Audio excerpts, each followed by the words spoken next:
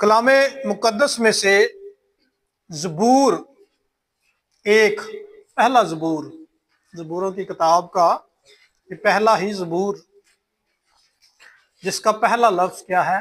मुबारक। और इसको ज़बूरों की किताब का गेट भी कहा जाता है, दरवाज़ा है ये ज़बूरों की किताब के अंदर दाखिल होने का। और इस किताब की जो दरवाज़ा है, जो गेट है, उसके अंदर कौन दाखिल हो सकता है? जो शख्स मुबारक है। पहला लफ्ज़ क्या है? मुबारक। कलामे मुकद्दस में से ज़बूर पहला, उसकी पहली 6 आयात जिसको हम तलावत करेंगे, लिखा है, मुबारक है वो आदमी जो शरीरों की सलाह पर नहीं चलता और खताकारों की राह में खड़ा नहीं होता और ठट्ठाबाजों की मजलिस में नहीं बैठता, बल्कि खुदावंद की शरीयत में उसकी खुशनुदी है और उसी की शरीयत पर दिन रात उसका ध्यान रहता है। वो उस दरख्त की मानद होगा जो पानी की नदियों के पास लगाया गया है, जो अपने वक्त पर फलता है और जिसका पत्ता भी नहीं मुरझाता। सो जो कुछ वो करे बारवर होगा। शरीर ऐसे नहीं, बल्कि वो भूसे की मानद है जिसे हवा उड़ा ले जाती है। इसलिए शरीर अदालत में कायम ना रहेंगे, ना खताकार सादकों की जमायत में, क्योंकि खुदावंद सादकों की राह जानता है, पर शरीरों की राह नाबूद हो जाएगी। खुदावंद का पाक कलाम पढ़ा, सुना, समझा जाना सबके लिए बरकत का सबब। आमीन। सो आज हम किस ताल्लुक से सीखने को हैं? अक्सर जब हम को कामयाबी को हासिल करते हैं, खास तौर पर जब कोई बड़ा काम जिसे हम अचीव करते हैं, बहुत से लोग हमें मुबारकबाद देने के लिए आते हैं कि नहीं? ऐसा काम जो दुनिया की नज़र में शायद नामुमकिन हो, लेकिन जब वो हम उसको पार कर लेते हैं, जिसमें हमें कामयाबी हासिल हो जाती है, तो फिर दूरों नज़दीक से अजीज़ों कारब क्या आते हैं? मुबारकबाद। खास तौर पर जब बच्चा इम्तिहान में पास हो तो क्या कहते हैं? जी मुबारक हो। शादी हो, क्या कहते हैं? कोई नई चीज़ घर में ले आए, गाड़ी ले लें, कोई और चीज़, ज़रूरियात ज़िंदगी की तमाम जो अशिया है, क्या कहते हैं? नया घर बन रहा है तो फिर कहते हैं ना, मुबारक हो। मुबारक का मतलब क्या है? जिस पर खुदा का फजल हो। खुदा का फजल होता है तो तब ही हम मुबारकबाद के हकदार बनते हैं ना, उसके फजल के बगैर हम हकदार नहीं। जो मुबारक का मतलब है जिस पर खुदा की बरकत हो, जो डीपली तौर पर यानी बातनी तौर पर अंदर से खुश हो, वो मुबारक शख्स है। कई लोग ऊपर ऊपर से खुश होते हैं, अंदर से नहीं, वो मुबारक नहीं होते। जो अंदर से सेटिस्फाई, जिसको पता कि मैंने जो किया बेहतर है, इसमें मुझे पता मुझे कोई नुकसान नहीं, वो शख्स क्या है? मुबारक। और जो साबित कदम हो, यानी जो कुछ उसने किया है वो उस पर साबित कदम रहे कि हाँ, ये जो काम मैंने किया है ये वाकया ही मैंने खुदा के हजूर किया है, वो क्या है? मुबारक। या आसान लफ्जों में आप कह लें कि जिस पर यहोवा का फजल हो, जिस पर खुदा का फजल हो, वो शख्स क्या है? मुबारक। अब मुबारक शख्स को इस ज़बूर के अंदर तीन ऐसी बातें हैं, तीन ऐसे नुक्ते हैं जो बता दिए गए हैं कि अगर आप वो तीन बातों पर गौर नहीं करते तो अगर आप मुबारक बेशक हैं भी, लेकिन आप उन तीन बातों का ख्याल नहीं रखते तो फिर आप मुबारक नहीं रहेंगे, फिर आप अपने नजरिया से हट जाएंगे। कौन कौन सी तीन बातें हैं उन पर हम गौर करेंगे। सबसे पहली बात कि मुबारक है वो आदमी जो शरीरों की सलाह पर, शरीर किसे कहा गया, शरीर किसे कहते हैं, जो शरारत करता है। शरारत कौन करता है, करता तो इंसान है, तो लेकिन इसके पीछे सारा जो अमल है वो कौन करवाता है। तो हमें किसकी सलाह पर नहीं चलना, शरीर यानी अबलीस की सलाह पर। अगर हम उसकी सलाह पर चलते हैं तो फिर हम मुबारक बन सकते हैं, शरीरों की सलाह पर। बाइबल मुकद्दस में हम देखते हैं जब खुदा ने आसमान और जमीन को बनाया, परिंदे चरिंदे, यहां तक के फिजा को बनाया, तारों को बनाया, सूरज को बनाया, सारी चीजें खलक करने के बाद खुदा ने आदम और हवा को बनाया। कितना खूबसूरत था बाग अदन। कभी आप इमेजिन करें, जेहन में लाएं कि क्या खूबसूरत वो बाग होगा जिसके अंदर खुदा ने आदम और हवा को रखा। वो खुदा की हर बात मानते थे, लेकिन एक दिन क्या होता है, एक दिन शरीर उनके दरमियान आ जाता है। शरीर आकर क्या करता है, उनको सलाह देता है। बाइबल में हमने क्या पढ़ा कि शरीरों की सलाह पर, शरीर आकर क्या सलाह देता है हवा को। शरीर कहता है कि तू ऐसा कर, इस तरह का फल खा ले, तुझे कुछ नहीं होगा, मैं गारंटी देता हूं। आज भी शरीर आता है ना, कहता तू कर ला काम, कोई गल नहीं, मैं तेरे नाल आ, कुछ भी नहीं होगा। शरीर की जब हम सलाह लेते हैं तो फिर हम अपने मकसद से हट जाते हैं, फिर हम जो मुबारक का जो हमारे ऊपर टाइटल लगा होता है वो हट जाता है, फिर हम मुबारक नहीं रहते। और यीशु मसीह के पास भी शरीर गया था, पता है, यीशु मसीह को उसने आजमाया, उसने सलाह दी यीशु को, अगर तू खुदा का बेटा तो ऐसा कर, अब क्या कि इन पत्थरों को रोटी बन जाए। यीशु ने उसकी सलाह ली, यीशु ने कहा आदमी सिर्फ रोटी ही से ना जीता रहे। फिर वो यीशु मसीह को क्या करता है, हैकल के किंगरे पर ले जाता है, वहां जाकर सलाह देता है। क्या सलाह देता है, वो अपने आप को नीचे गिरा दे। ये सलाह होती है कि तू ऐसा कर ले, तू ऐसा कर ले। अभी रात हम एक जगह पर थे, वहां बात हो रही थी, जब खास तौर पर नई नई नई शादी होती है ना, नई नवेली दुल्हन आती है या दूल्हा आता है, उनमें सलामा देने वाले बड़े होते हैं ना, जरा बंदे को जरा खिंच के रखी।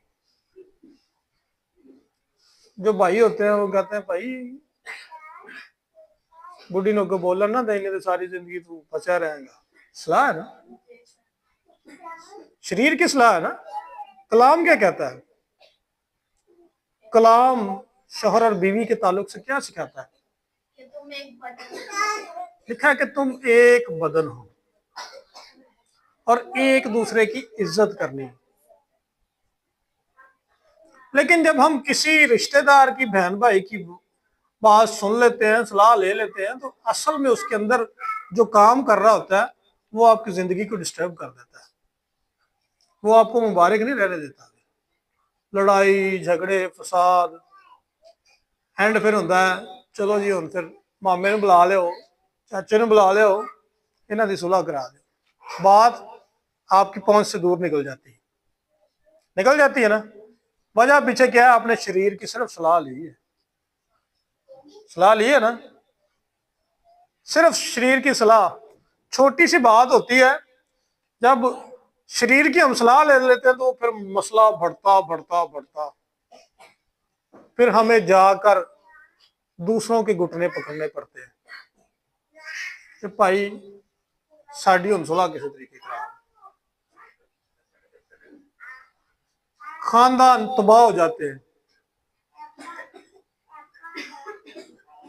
सो पहला काम, अगर आपने मुबारक बनना है तो पहला काम क्या करना, आपने शरीर की सलाह नहीं लेनी।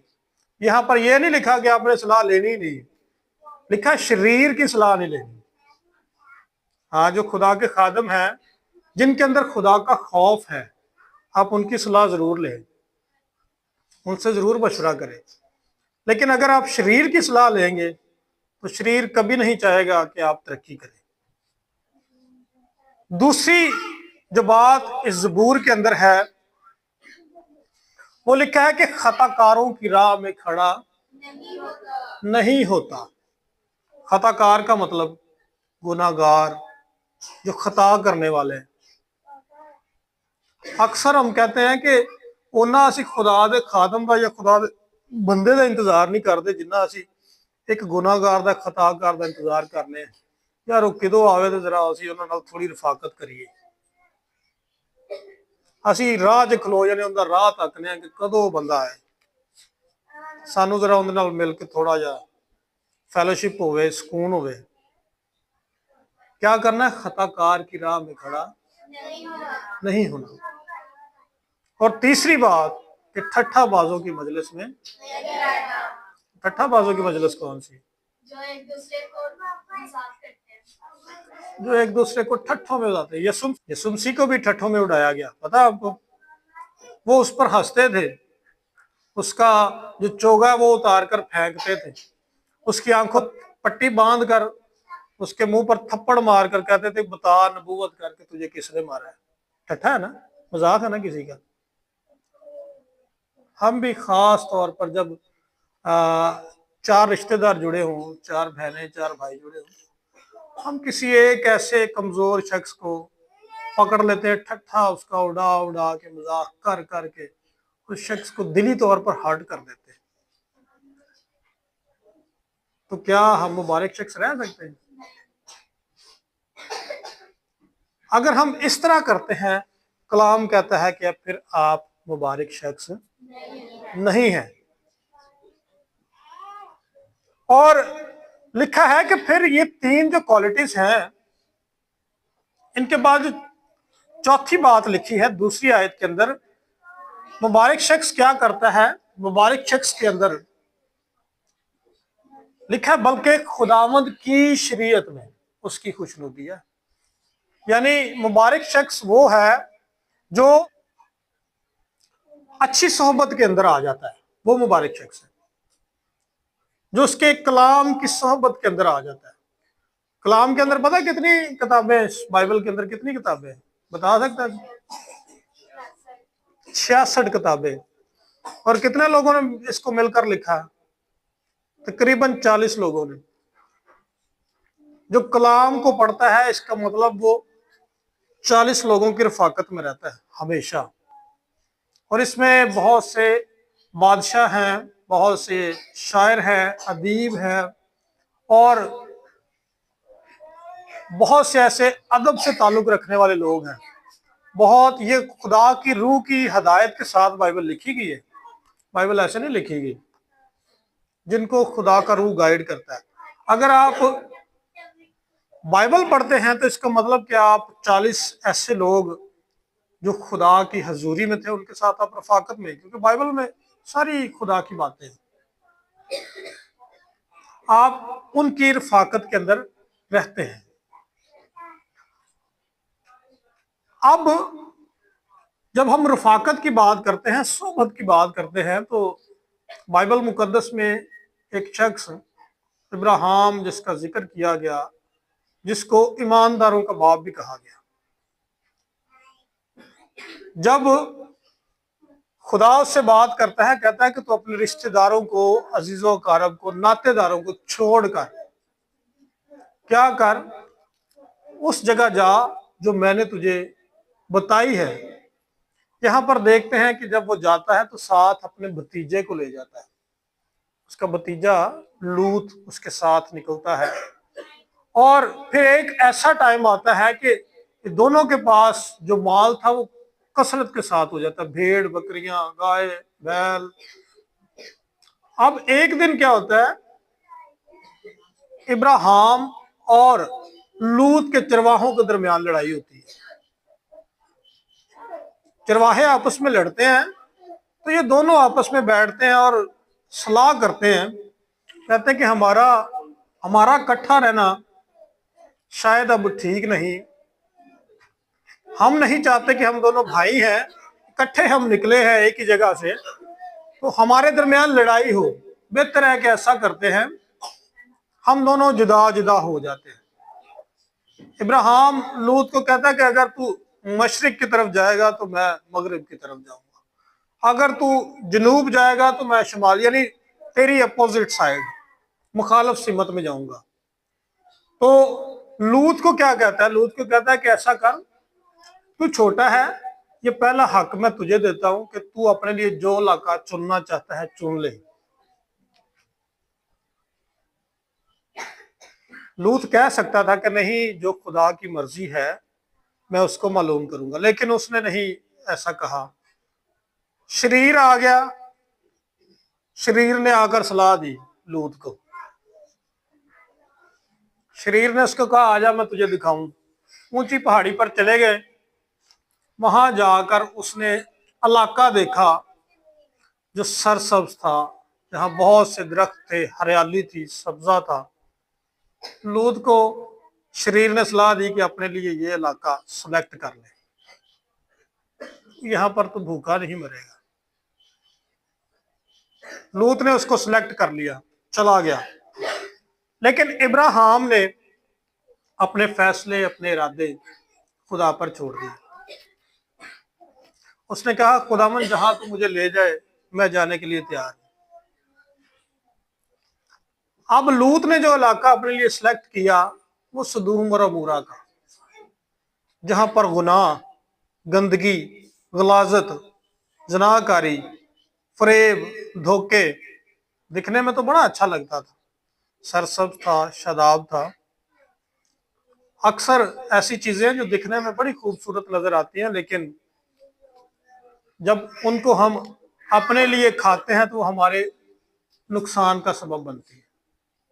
कहते हैं हमेशा जो गुनाह होता है ना वो बड़ा सज धज के आता है, खूबसूरत तरीके से आता है, लेकिन जब हम गुनाह कर लेते हैं फिर हमें एहसास होता हो ये हमने क्या कर लिया। गुनाह हमेशा खूबसूरत तरीके से आपके सामने आएगा, बड़ा तैयार त्यूर होकर।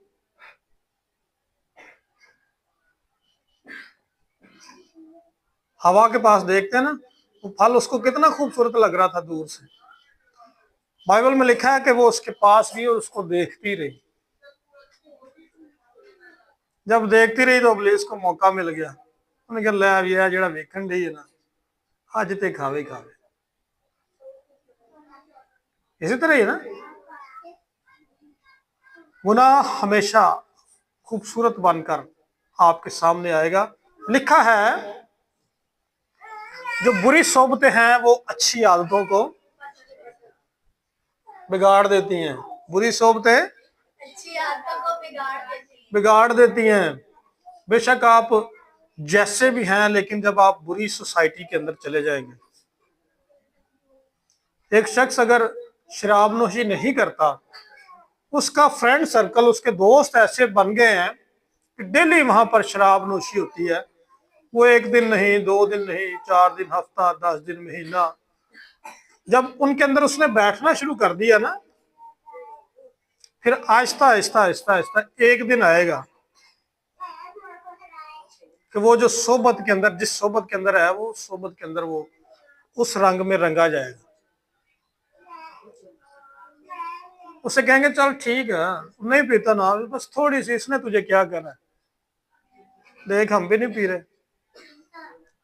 जिस तरह इब्लीस ने हवा को कहा कि कुछ भी नहीं होता, खा ले इसका फल। जब हवा ने उस फल को खाया, इब्लीस ने कहा तुझे कुछ हुआ, कहती नहीं। उसने अपने शौहर को भी दिया, ला फिर तू ही खा। इब्लीस को मौका मिलता है जब आप उसकी सलाह ले लेते हैं, इब्लीस को मौका मिल जाता है। लेकिन जो खुदावंद की शरीयत में रहता है, उसकी खुशनुदी में रहता है, जो शरीयत के 10 हकाम हमें दिए गए हैं, इस पर हम अमल करते हैं, हमेशा इस पर चलते हैं, तो फिर हम मुबारक शख्स कहलाते हैं। लेकिन जब हम किसी की सलाह ले लेते हैं, खास इब्लीस की, शरीर की, उसकी राह में हम खड़े हो जाते हैं और उसकी मजलिस में जाकर बैठ जाते हैं, जिस तरह लूत ने पहले शरीर की सलाह ली, फिर वो उसकी राह में खड़ा हो गया, तीसरा स्टेप कि वो वहां जाकर सेटल इन उन ठट्ठाबाजों के मजलिस में बैठ गया। हुआ क्या कि लूत का एंड आप देखें तो बाइबल में ये बड़ा हौलनाक है, बड़ा खौफनाक उसका एंड हुआ। ये कब? जब आप खुदा की हजूरी से निकल आते हैं, जब आपके ऊपर से मुबारक का जो टाइटल लगा है वो हट जाता है। अब जरूरत इस बात की है कि हमने मुबारक रहना है। जहां पर हम पढ़ते हैं कि मुबारक जो शख्स है जिसका ध्यान उसकी शरीयत पर रहता है, उसके बारे में लिखा है कि वो उस दरख्त की मानद होगा जो पानी की नदियों के पास दरख्त। आपको पता है जितने लगे हैं बड़े सरसब्ज शदाब हरे भरे, कोई परेशानी नहीं उनको, ना तो उनको खुराक की कमी होती है ना उनको पानी की। वो अपनी जड़ों से ही खुराक हासिल करते हैं क्योंकि वो पानी की नदी के ऊपर लगे हुए हैं। इसी तरह जो खुदा में मजबूत है, ना तो उनको खुराक की कमी है, खान पीन की कमी, ना लिबास की कमी, ना कोई बीमारी उनके पास आती है, ना कोई परेशानी, ना दुख, क्योंकि खुदा सारी जरूरतें उसकी पूरी करता है। वो शख्स क्या है? मुबारक है। और लिखा है कि उसका पत्ता भी नहीं मुरझाता। अगर हम देखें जो मुबारक शख्स है, जो सादिक है, उसकी औलाद के बारे में यहां जिक्र है तो उसका पत्ता भी नहीं मुरझाता। आगे जो आपकी ब्रांचेस हैं, जो छोटी छोटी शाखें हैं, खूबसूरत शाखें बैठी हुई हैं छोटी छोटी, भाई बरकत के खानदान से, भाई हमीद के खानदान से, भाई अल्लाह रखा, छोटी छोटी शाखें बैठी हुई ना। जो शख्स मुबारक है तो लिखा है उसके बारे में कि उसका पत्ता भी नहीं मुरझाता और बच्चा भी बीमार नहीं होगा, परेशान नहीं होगा। कौन सा शख्स? जो शख्स मुबारक है। लेकिन अगर आपका ध्यान उसकी शरीयत पर नहीं, आपका जो ध्यान उसकी जो शरीयत की खुशनुदी है उस पर नहीं, तो फिर आप मुबारक शख्स नहीं। फिर आप परेशानियों के अंदर रहेंगे, फिर आप टेंशनों के अंदर, डिप्रेशन के अंदर रहेंगे। ओ मेरे साथ क्या हुआ? सो मेरे अजीजों, आज अगर आप मुबारक शख्स रहना चाहते हैं, बनना चाहते हैं, कहते हैं कि खुदावंद हम पर भी तेरा फजल हो। खास तौर पर जब हम किसी मुबारक शख्स को देखते हैं ना, तो देखकर हम कहते हैं कि इन खुदा ने बड़ी बरकत दी थी। तो ये फजल आप पर भी है क्योंकि खुदा सबके लिए एक जैसा है। वो सिर्फ और सिर्फ मेरा ही अकेले का खुदा नहीं, या सिर्फ आपका ही नहीं, वो पूरी दुनिया के लिए। उसने जो इख्तियार मुझे या आपको दे रखा है वो सबको देने के लिए तैयार है। सिर्फ मसला ये है कि लेने के लिए कौन कौन तैयार है, मुबारक बनने के लिए कौन कौन तैयार है। देखे ना, हम देखते हैं, मैंने स्टार्ट में कहा कि जब हम कोई भी बड़ा काम करते हैं नामुमकिन, तो सब लोग हमें घर में मुबारकबाद देने के लिए आते हैं।